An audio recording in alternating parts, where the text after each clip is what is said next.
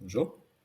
Donc, dans cette leçon, on va parler des métadonnées et des titres qui sont assignés au niveau des collections et des produits. Donc déjà, il faut savoir une chose. Bon, les métadonnées, il y a deux métadonnées qui nous importent vraiment.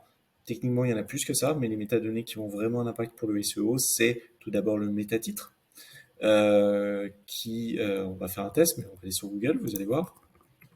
On tape par exemple chaussures de course. Ça, c'est le métatitre, ça, c'est la métadescription. Donc, c'est des éléments que les usagers ne verront pas en dehors des pages de résultats de Google. Ils le verront aussi en haut de ce que vous voyez ici, au-dessus, là, au niveau des tabs, des onglets. C'est également le métatitre. Le métatitre a un impact au niveau SEO, la métadescription, enfin, il impacte, on va dire, le positionnement des pages au niveau des mots-clés. La métadescription, elle, non. Par contre, elle peut avoir un impact au niveau des clics, puisque les gens peuvent être attirés un petit peu plus quand elle est séduisante, on va dire. Donc ça, c'est quelque chose à optimiser. Dans Shopify, vous pouvez le faire au niveau des pages et au niveau des produits. Vous avez accès à ces informations assez facilement. Donc c'est important de les préciser. Et c'est à distinguer avec le nom des collections et des produits. Justement, on va regarder ça juste après. Donc, quand on parle des titres de produits et titres de collection, on parle de balise achat. Une balise achat, c'est quoi? Donc, on va prendre un exemple, hein, ce site-là, qui est une marque qui vend des vélos. Si vous inspectez le titre de ce produit, normalement, ça devrait être un titre H1. Vous voyez ça?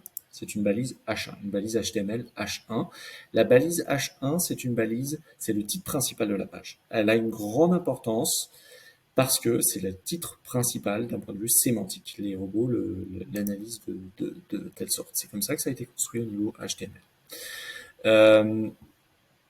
Donc cette balise-là, il faut l'optimiser pour les pages produits, les pages collections. Pour les autres pages aussi, mais ces deux types de pages sont particulièrement importantes sur les sites transactionnels. Elles vont vous permettre de vous positionner sur des mots-clés très intéressants.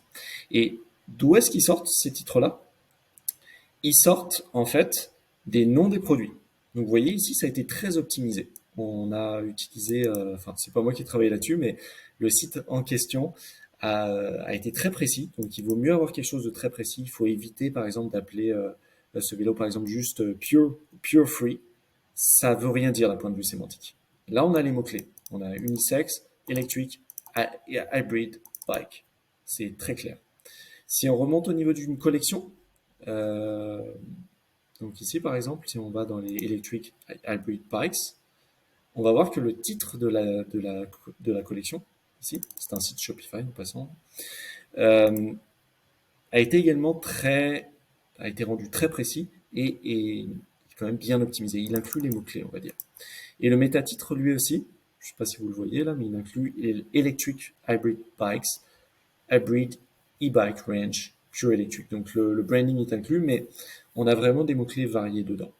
Et vous remarquerez aussi que cette page collection est très intéressante aussi parce qu'elle inclut ici euh, une description avec des liens internes.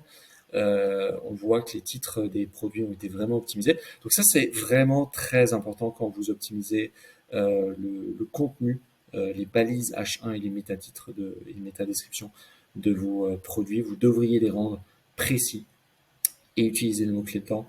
Je vous assure que beaucoup de sites ne font pas ce travail-là. C'est beaucoup de travail parfois, mais c'est très payant. C'est très important parce que ces balises-là ont un poids important au niveau SEO. Donc voilà, c'est vraiment quelque chose qui est quand même assez simple à faire avec Shopify. Donc si vous avez une action très importante à faire d'un point de vue contenu technique, puisque ça croise les deux ici, c'est l'une d'elles. C'est très important. Voilà, merci.